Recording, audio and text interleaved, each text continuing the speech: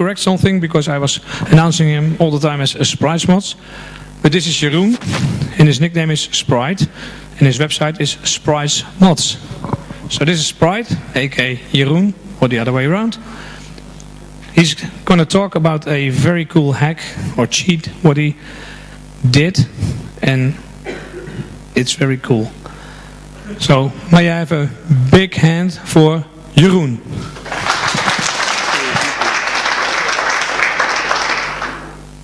Yeah, well, thanks. Well, I think you already took my very first slide. I am Jeroen Domburg, also known as Sprite. The TM is silent. I have a website where I project a lot of documents and all my... Oh, let's not drop that. With all my hacking and hardware development and software development, etc. And I'd like to show you one of my projects. Well, first of all, this is about retro computing, and well, most of you will probably know what retro computing is, but for those who don't, according to Wikipedia, retro computing is the use of older computer hardware and software in modern times. And of course, the standard display of retro computing, something which is actually happening here, is playing old games. For example, one of my favorites from the past, Keen. But it's actually more than that. For example, it's also taking old hardware and trying to teach it new tricks. For example, the Commodore 64 scene is pretty good at that, and there actually are still new methods being invented to push the hardware to make it do extra interesting stuff, to figure out bugs and work around them, or actually use them for something cool. And it's all really cool. The problem is that if you are just a programmer and you say, okay, I want to take an ancient machine and I want to do all kinds of cool stuff on it, it's hard. You gotta know all kinds of things, like for example 8-bit assembly with a non-orthogonal instruction set. Hell, you gotta know assembly. You have a limited CPU, most of the things don't even reach 2 or 3 megahertz. You have all kinds of weird bugs, you've got weird stuff you gotta do to just get a picture on screen, etc. And while it's all very rewarding in its own sense, because of course there is a certain reward in getting limited on all sides and then just reaching those limits, it's also something not everyone wants to do. There's another way. You cheat. Okay, well, how do we cheat? Well, first of all, we need a target, and the people who sat around there probably have noticed a nice black box, which also is here now, which is the Vectrex. And the Vectrex is it's a pretty sweet machine. It stems from 1982. It has a Motorola 6809 processor running at a whopping, like in really fast 1.5 megahertz. It has a whole K of RAM, and it actually has 8K of ROM, and actually half of that is a game you get for free with it, so that's awesome. Also, it has got an AI38 whatever for sound. It's basically the same chip that's in the MSX. It's a nice 3-channel bleepy thing. You can get a pretty nice sound out of it. And it also has a really cool analog joystick, actually. If you thought the PlayStation and Xbox were the first, nope, this one actually has a fully functional and pretty okay analog joystick. And of course it's a Vectrex because it has a monochrome vector monitor instead of just connecting it to the television and doing stuff there. Why is a vector monitor so interesting? Well, here you see the difference. Normally a television works by just, it has a certain amount of lines and it just scans them every time over and over again. And it just draws pixels while scanning the lines. That's how a television works. And you get really blocky graphics, especially in the first consoles.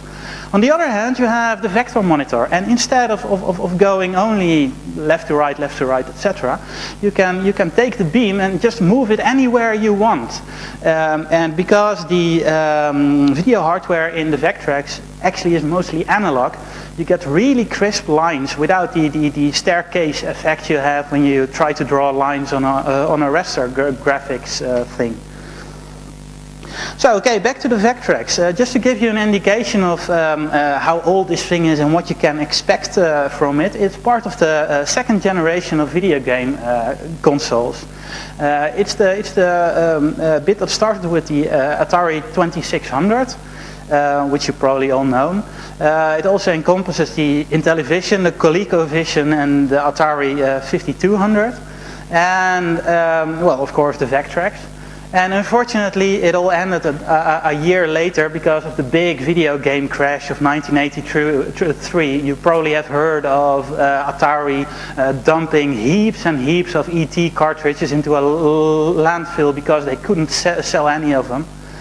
And a few years later, in which there were very, very few console releases, the third generation of video game consoles started with the Nintendo Entertainment System. So the Vectrex actually predates the Nintendo Entertainment System.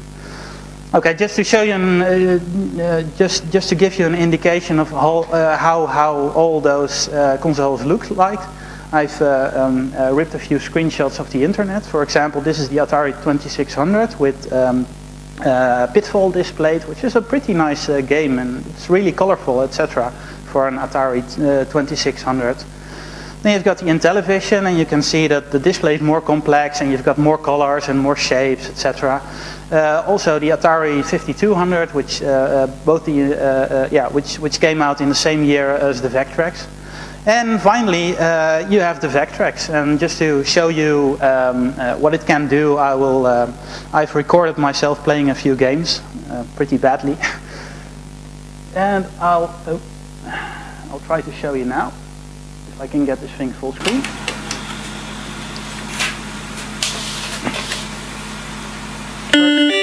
Sorry for the crappy sound. This is not an emulator. This is the actual Vectrex I'm recording. Okay, this is the built-in game, Mindstorms, which is actually a pretty good game for a game you get free. It's basically an asteroids clone.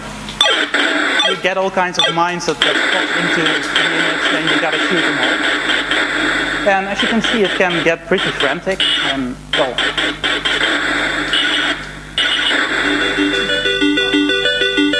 So this is Scramble. This is, I think, a game that's ported from another console, but this is actually a very good port. According to the internet, this is one of the best ports of Scramble that was made. Sorry, sound cuts out here. Basically, you gotta shoot everything and also make sure that you still have enough fuel to keep flying.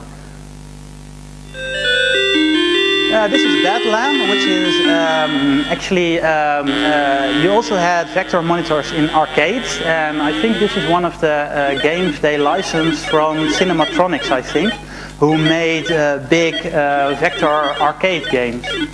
And I've been told it's a pretty good port. I've never played the original. So Berserk, some of you may know this game because it has been ported to, well, a hell of a lot of home consoles, and it's basically you're in a maze with electrified fences. You gotta shoot the robots, or you gotta wait until they're stupid enough to walk into the electrified fence themselves.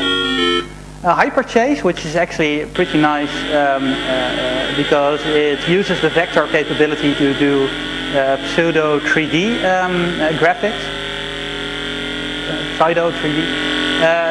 This is actually one of the first racer games that came out. I think this actually was a release title. There are more interesting games which actually have real curving roads, but I thought I'd show this one.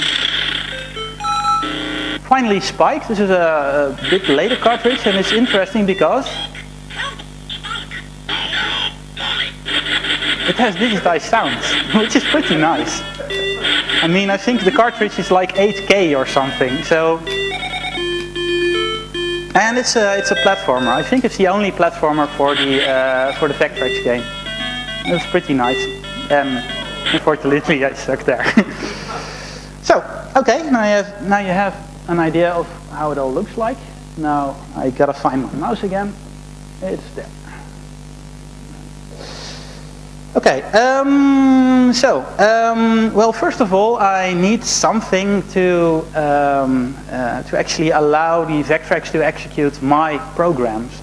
And the standard way of doing it is making a flash cartridge, which is basically a cartridge you can program, then plug into the Vectrex, and then turn on the Vectrex, and it will run whatever you put on it. Usually pirated games. Well, pirated, that's a bit hard actually, because all the release titles have been released into the public domain. Okay, so what's in a normal card then? Well, a normal card is really simple. It's basically a piece of printed circuit board with a ROM chip on it. That's all. There's nothing more needed than that. No weird protection chips, no weird mappers, no weird anything. For those of you who don't know how a ROM chip works, this is the schematic of, well, actually an EEPROM. And it's pretty simple. It's just a big lookup table. A program consists of a bunch of 8-bit bytes. And what you basically do is you feed the address of the byte you want into the A lines. In this case, you have got 11 of them, actually 12 of them, making a 4K of bytes, so 4K bytes. And if you do that on the other side, on the Q output, the byte you addressed will automatically come out after actually a little while, because those things are not infinitely quick. And there's also in the bottom a small input, and if you make that high, the ROM will act like it doesn't exist, so it won't output anything. That's pretty handy, because the Q lines also get driven by, for example, the RAM and the peripherals. So if the cartridge isn't addressed, you can use that to keep it quiet. Okay, so well, this is how you would go if you wanted to have a reprogrammable card. This is actually a prototype of a real Vectrex game. And as you see, it's not that much different. It's just an EEPROM, which is basically a ROM with a window in it, and you can put it under an ultraviolet lamp to erase it and then reprogram it. And yeah, that's stuck on a cartridge, and they basically use this to burn their test programs, stick it on a cartridge, plug it in the Vectrex, and see if it worked. Well, of course, I can also do this, and well, I already have this Vectrex for a few years, and I didn't actually get a cartridge with it, so I actually needed to make my own flash cards to do that. And well, this is my attempt. It's not the best piece of PCB designing I ever did, but well, what you basically see here, or rather what you don't see here, is there's a big flash EEPROM chip underneath here, which is connected exactly in the same fashion as the ROM chip is on a normal cartridge. But it's actually a bit bigger than that. It has more address lines than a normal cartridge.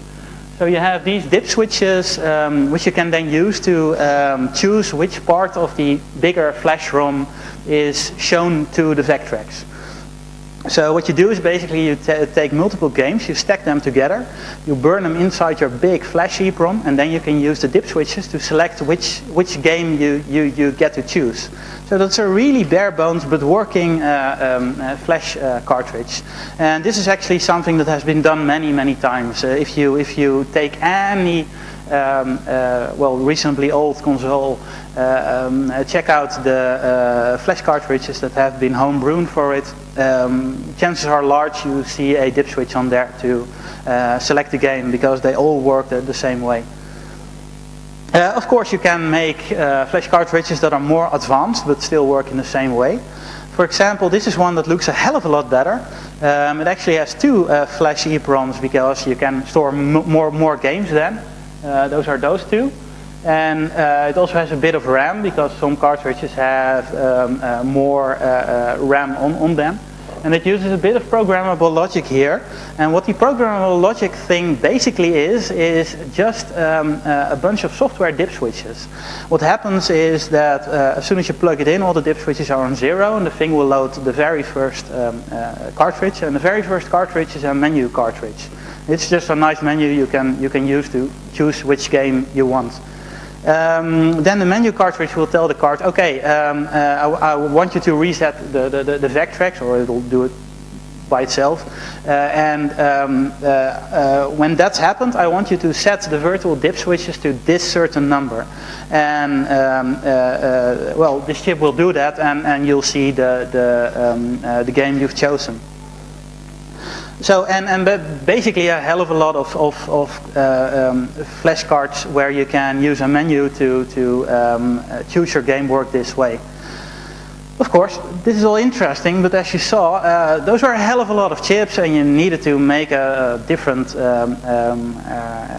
PCB, and you need to solder a lot, and you also need to write VHDL, which is a bit harder than C, and you don't really get much more than you would get when you just put a dip switch in it. So is there a way to get something, is there a different way we can do this? Well, the Vectrex at this moment is 32 years old. Is that right? That's not right, 33. I'm off by a decade there. Okay, it's even older. So, but my point is, it only has an 8-bit bus at 1.5 megahertz. And 1.5 megahertz may sound like much, but is it really nowadays? I mean, we have got microcontrollers that, like in, for example, I can get an AVR that actually is like in 15 times as quick, and I can get it for a euro. So isn't there anything interesting we can get that can keep up with that bus speed? Well, the answer is yeah, of course there is. I basically looked around on DigiKey, and this is a chip I found, and it's a nice ARM Cortex M4 processor, which runs at a blazing 100 megahertz. Some of you probably, well, most of you probably have had computers that weren't that quick. It also has an yeah, and it's really cheap. It's like in €7 a piece. Okay, the complete specs are this. As you can see, it's 100 megahertz and 32-bit. It actually has an FPU, so you can natively do floating point instructions. It has a whopping 265 Ks of flash and 128K of RAM. And if you consider a normal Vectrex cartridge is 4, 8, maybe 16 K, then that's quite a lot. It also has USB, because you get that almost for free nowadays. And of course it has lots and lots of GPIO pins.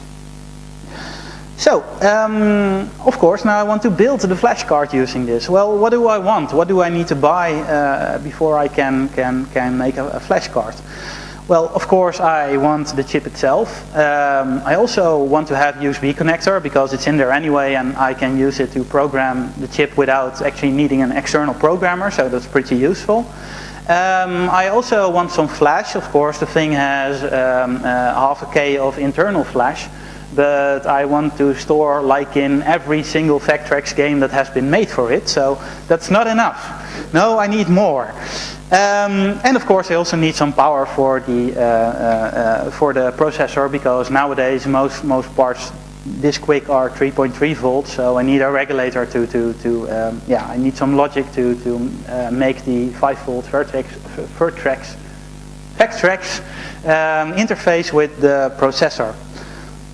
So this is my quickly drawn block schematic. As you can see, I've got this is the cartridge connector, which has 5 volt, which I feed into a 3.3 volt regulator for the Vectrex itself.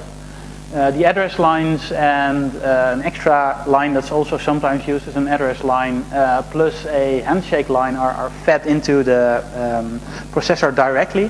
And underneath there's the 8 data lines that also need to go the other way. And I assumed I wouldn't be able to just hook those up directly, but in the end it seemed like the Vectrex and the STM actually can talk to each other without needing a level converter in between. So I could have left that out, but I only noticed after I had all the chips and built the PCB.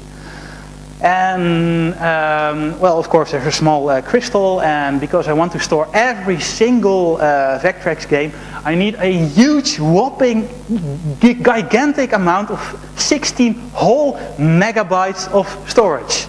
Total cost of the chip is 150, I think.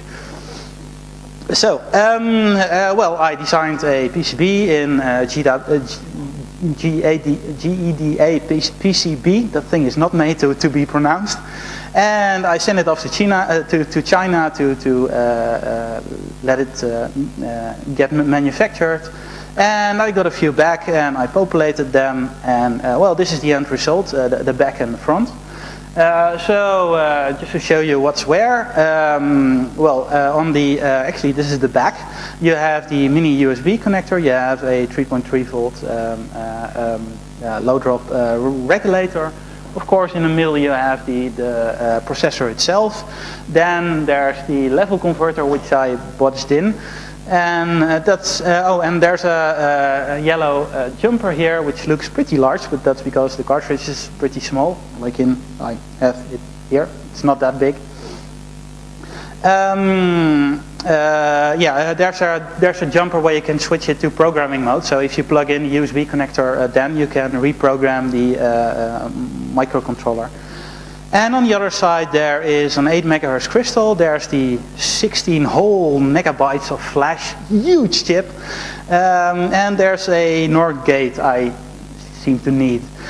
Well, as you can see, there are a fair amount of bodges here.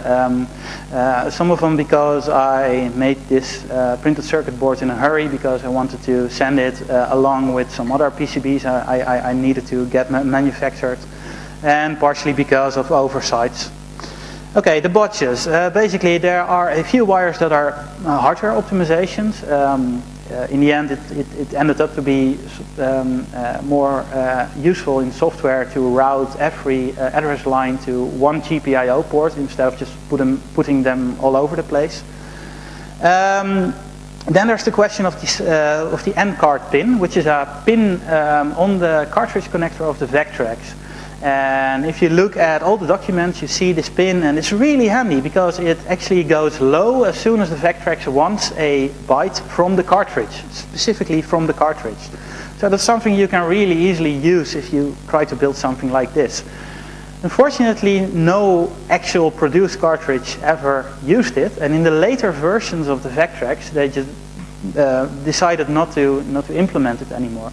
So I happily made my printed circuit board, plugged it in, and it did nothing. And then I went and measured the signals, and well, there was just nothing on this line. Luckily, you can emulate the signal by NORing two other signals together, and hence the gate that's bodged in. Of course, there are some stupid design things, like in routing the crystal to the wrong pin and stuff like that. And finally, it's only it's only aesthetical. The card actually is upside down. You would expect the bit with the processor and the USB port, etc., on it to be the top. It's not. It's the bottom. And you can actually plug it in both ways. You shouldn't, but you can. So that's not really nice. Well, as you can see, I built this and I made some initial software. I very quickly and dirtily just hacked in a test cartridge, like in a huge array in the code somewhere, and just to see if it would work. And well, basically it did. This is a test cartridge. This is actually the official test cartridge, which actually shows that my Vectrex monitor is pretty well aligned. But well, the most important bit was that it actually ran. So, well, happy. Okay, but now I just have one cartridge that I can put in, and I can only exchange that by recompiling the code. That's not useful. So I need a multi-card. How do I do it? Well, first of all, I need a way to put in the ROMs, because as you saw, the thing has a flash chip. And I can't just put it in I can't just solder it out, put it in a program, or solder it back in, etc. every time I want to try a new revision of a game or something. Well, luckily, the chip has USB, and there is a library for the microcontroller I have, which is open source, and which has a mass storage driver. And a mass storage driver basically is something you implement, and it'll talk to the USB port for you, and it just tells any computer that's attached, hey, there's a USB stick or some other storage connected to this. The only thing you need to do is point it to a block device and say, okay, if you want to write a block, you can do it using this, and if you want to read a block, here's a function to do that. Well, it actually had a bug which I needed to solve first, which was pretty irritating because you expect code like that to be working. But in the end result, I had a flash drive that was pretty slow and only had 16 megabytes of flash on it, but I could actually format it and I could just put files on it. For example, Vectrex ROMs. Well, of course, to the ARM, the flash still is just a block device. It's a bunch of blocks. So I need something to interpret the data into files and directories, etc. Luckily, some Japanese dude has written a pretty awesome library for that FAT file system. And well, if you ever need to do something like this, I could advise you to take a look at his code, because it's very clean and it's very portable. Well, of course, the library isn't all I need. I needed some more code. And this is basically the workflow I decided for everything to have. First of all, I needed the ARM to just look at the flash and load an initial menu game. Then the ARM would just read out the contents of the directory where you can put all the ROMs and just compile a nice list of every ROM that's on the flash file system. Then it would put that somewhere in the memory of the Vectrex and also put the menu game in the memory of the Vectrex. So the Vectrex can actually run those two things, so it could show a nice menu list. Finally, of course, the user selects a ROM, and the Vectrex informs the ARM processor, hey, the guy has chosen a ROM, you need to load that, and I'll reset, and then the user can play the game. So, well, that's basically the workflow, and I implemented it, and well, this is how it looks. As you can see, all the names have the .vec extension, and that's because they're basically files on the flash drive. And you can select one. It's not easily visible here, but one of them is bolder than the other. It's actually more intense, lighter than the other. And well, you can use that to just select any cartridge and play it. Some of you who actually sat behind my Vectrex may have seen this. So I have a multi-card. I'm happy, and it actually has pretty innovative technology. As far as I know, there have been some efforts to make a quicker microcontroller talk to older hardware, but I don't think anyone ever has gone as far to actually implement a complete FAT file system and use that. But the end result isn't. We still have got exactly the same type of menuing system, etc., as we had if I would have used an old school flash card. So let's try and do something interesting. Well, how do we do that? Well, first of all, we've got heaps and heaps of storage, 16 whole megabytes. I can't stress how much that is.